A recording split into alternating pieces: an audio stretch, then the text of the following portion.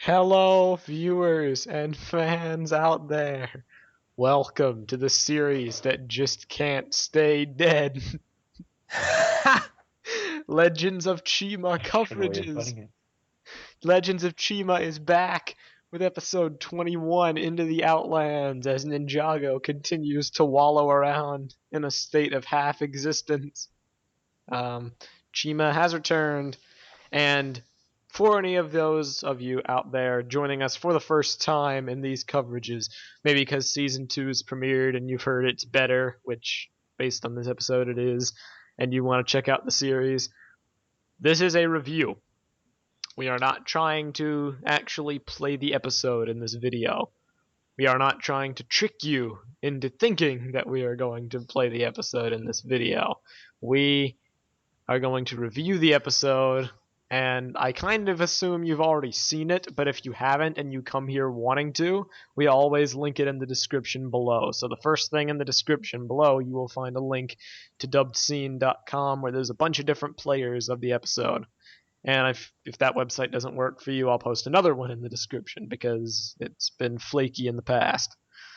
The If reason if you literally can't speak English and you don't know what the words coverage mean or description, go away. Yes. No one wants you here. And again, I guess ever, if they can't understand English, they wouldn't hear you say that. Wow. If you can't understand the English words description or coverage, go away. No one wants you to comment. No one wants you on YouTube. No one wants you on the internet at all. Wow. You should leave. You should sit in a corner and rethink your entire life, because if you want to post here going, you guys are jerks, realize you're the jerk and you need to go. Description. So anyway. Yes, let us begin. Into the Outlands. Episode 21. So, man, this was an interesting episode, I'm not gonna lie. If I had to rank it, it's probably up there with my top Chima episodes, because it had pretty much all the checks they have to hit. It had plot progression. It had a good amount of the characters. It wasn't filler by any stretch of the imagination. Actual antagonists, somewhat funny jokes, little corny dialogue, even though there was a big bit of that at the beginning where all the tribes were. Laval, who hasn't gotten any better, was doing his stupid motivational speech and they all ran down the steps. That was cringeworthy. We are the Legends of Chima. Yeah, I have to wonder. They just, I mean, it looks, to us because, we have the camera. To them, Laval just runs out on the bridge and just stops and like pulls out his sword and just poses. And everybody else kind of follows him. And then there's just moments, there's no music. I just realize they just look at each other and they're like, so are we done posing now? And, like, it's just like they're just standing there. Nobody's watching. Okay. And they're trying to portray these people as these heroes that are gonna save Chima, but aren't they kids? They are kids. They were like, I think they're all kids. in season 1, they were like playing games with each other, tag, hide and go seek, whatever, just running around. And what's his face? Gravis was doing this monologue, and then Laval just started a monologue, so it was a really weird intro. But everything after that was pretty good. Those who saw episode 20, you know where the series is going. 8 of them go on a trip to the Outlands, and that includes your favorite tribes like the Bears and the Rhinos. Now, here's the interesting thing with those two. The Rhinos have sets this year. So they made a big show of Rogan having his own vehicle and he saves the day and all this stuff. But the bear? Who the heck was driving? They never showed that. Who the heck was driving the vehicle? I think this is going to be a future plot point because there is someone else driving the vehicle in the set. It's another Rhino. But yeah, I predict a plot point. That's anticlimactic, to be totally honest. But okay. Probably a stowaway or someone out to ruin their day. I don't know. They have to have some kind of conflict. But anyway, the Rhinos get that. The bear gets nothing. He's just as one-dimensional and uninteresting as ever, and he doesn't get any sets in the year of 2014, so why the heck is he there? I'm serious. Why not omit him entirely? Or put someone a bit more interesting in that spot. Put a beaver in the spot. They were funny. The bear's dumb. Let's see. The bear falls asleep. That's his only thing. Yeah, he doesn't have any That's his weapons. He doesn't character. have He a falls vehicle. asleep. He's just he's sleeping. It's like you have a problem when your character's only trait is that he doesn't do anything. Yeah. You know, yeah. So that was a Beaver bit of a interesting moment, but there was a cameo from Skinnet the skunk who gave them all some, I forget, what do they call it, instant skunk or something. It's like skunk in a can. Yeah, skunk in a can. They summed it up to just stink bombs, which is nice. And I think our fan Stink Bomb will appreciate that reference. But they kind of use those to ward off the hilarious looking Venus flytrap monsters in the Outlands who try to eat them. I have to say, I don't know what Wall is actually thinking. First, all right, he fends off the plants by using farts in a can. Not only that, he uses up all his farts in the can getting into the Outlands. How's he gonna get out? Do you ever think about that? I think they're banking on the fact that Maybe I should save some. help them. So if they don't find a legend beast, or if the legends are already dead, they will just be kind of screwed. Exactly. I guess that's a good kind of point to mention. The Venus flytrap monsters aren't the only thing they're facing in the Outlands.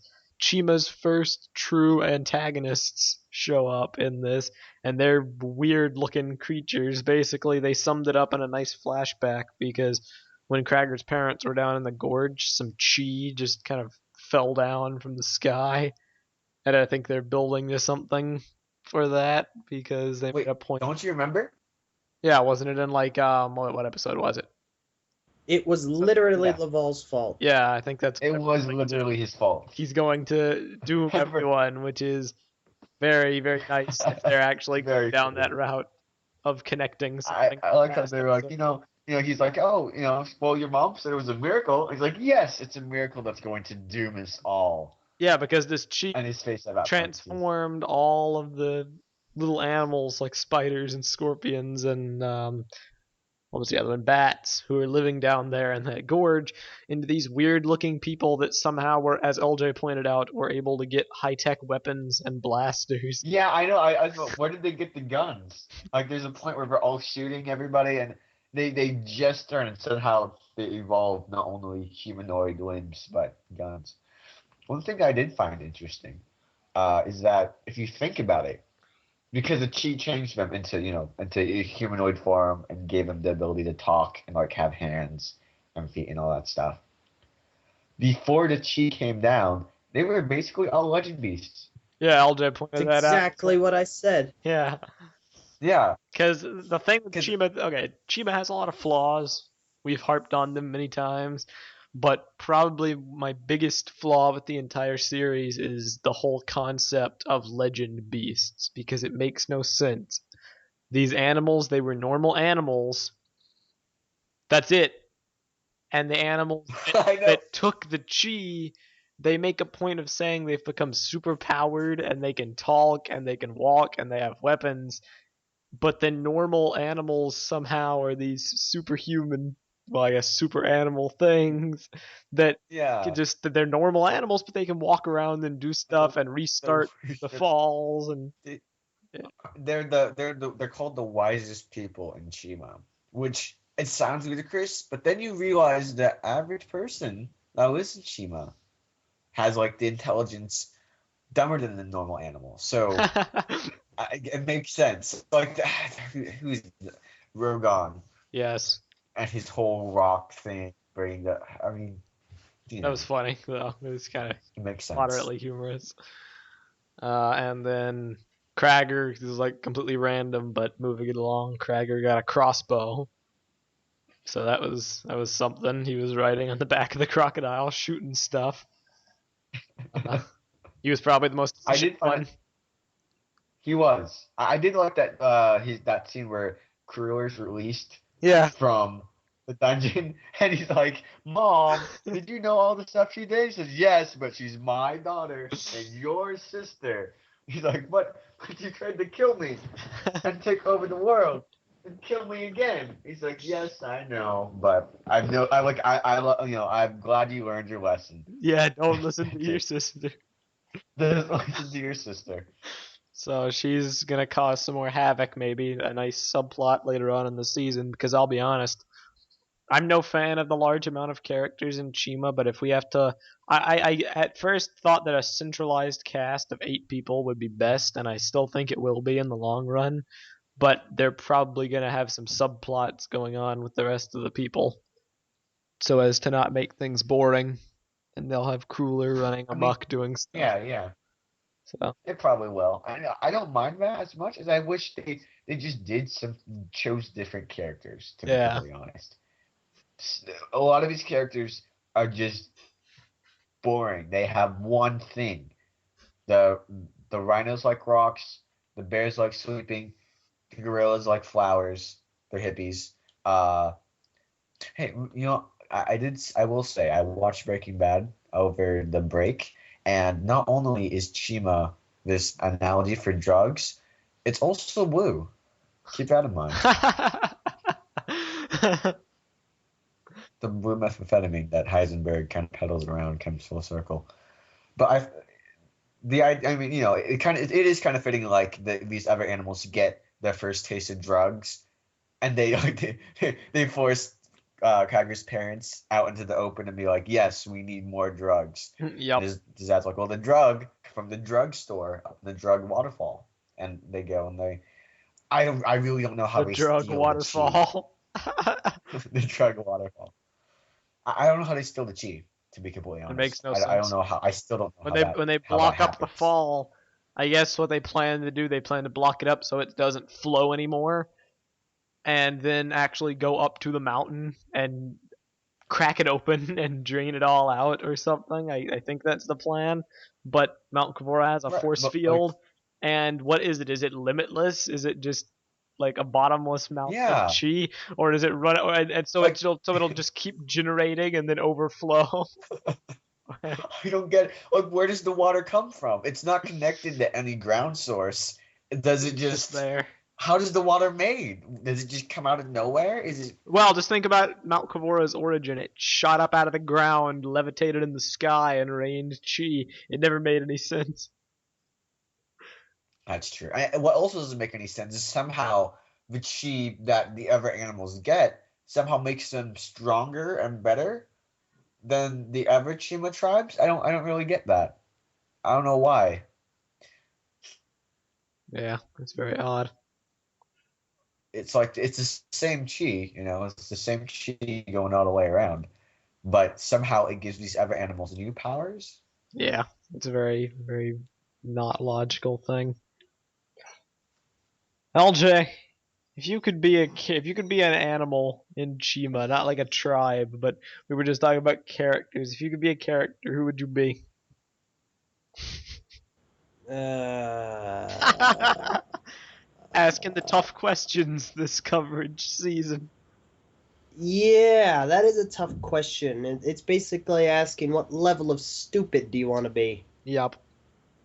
Honestly, though, aside from that question, which I cannot really answer, Aw, probably one of the Ravens, because they obviously are the smartest here. I thought you'd say Croc. No, I like the crocodiles. They're my favorite tribe just because they're crocodiles, but they're That's not very bright. that's Steven Villman's shtick. Yeah, well, I have a snake. I'm a reptile guy. So when they make the snake You're a tribe, reptile, all right. Eh, The viper tribe. don't Come on, even guys. go We there. know it has to happen. British snakes in Chima. In regards to this episode, though, they've really improved. Yeah, They've that is really, something I really want to get to. The quality of everything was better. I've noticed the writing was a bit more. A lot of it was fight scenes. We haven't really seen, most of the writing yet. But what was there was smarter the few jokes that there Yeah. were funnier, like the Raven and his once in a lifetime opportunity to sell white surrender flags. Yes. Okay. That was actually really funny. And then Like more that's stuff to actually like steal. pretty. I mean, observe from the comfort of my pockets. That Like was- there's some stuff that was funny, but like you can see it coming. That the stealing was one of them. But the white flags just it kind of came out of nowhere, but it was perfect timing. It was great. I honestly really like that. yeah. Let's see what You know. else before we go into overarching stuff. Fight scenes. Oh, What? all right. I like that they finally have a truly gray character. Ah, yes. That is Yeah. probably the biggest thing in this entire episode, the introduction of Lavertus, the lion. I wonder who he could be. I But know, right? the dude, But he was he like exiled for doing some bad stuff that they didn't mention, and he appears to have kind of lost his mind a little bit over the years. He's a little I'll be crazy. honest. When they first said he was exiled, I was like, oh, of course, he's the Black Lion. Like all the other lions are pale white fur, and there's the one black lion, and guess who gets exiled? Wow, just wow. But yeah, Yep. Yeah. he's interesting. He has set up like a speedor racetrack right outside his home, and he has traps and armor and a bunch of golden chi because obviously he's a certain person. Exactly. And yeah, he appears to be one of the most interesting characters because I don't really know what they're gonna do with him. Yeah. I hope they keep on this. I hope he's not going to be playing. I'd really like if he didn't play for one side or the other. If he was just a full on kind of gray character, That's kind of what they you were know? alluding to. Like he doesn't care about Chima, Yeah. but they'll Because probably have him come to in the for the point where they're like, dramatic save at the end. he has like this giant map of like all the where all the legendaries are, and Laval's like, you know where they all are. Why haven't you gone and saved them? He's like, they kicked me out. What the frick do I care? Like this isn't my problem anymore. You guys deal with your own stuff. Yeah. So that was nice. Well, that was pretty much it. He's letting them stay at his place, and yeah, stuff's gonna go down in the world of Chima. Those mind games are cragger. It's just yeah, it's actually pretty fun. All in all, though, at the end of the day, talking episode quality like fight scenes and story and humor, plot progression, characters. That's really what we got to break down here. First episode of a new season. We criticized the last season for having no direction because of how it started. There was no definitive idea, there was just a bunch of filler. So this is important that they make a good first impression. LJ, how do you think they handled it? Definitely think they handled it a lot better. I like where this season is going. The only flaw I had with this episode, honestly, was Laval's cheesiness and the camera work.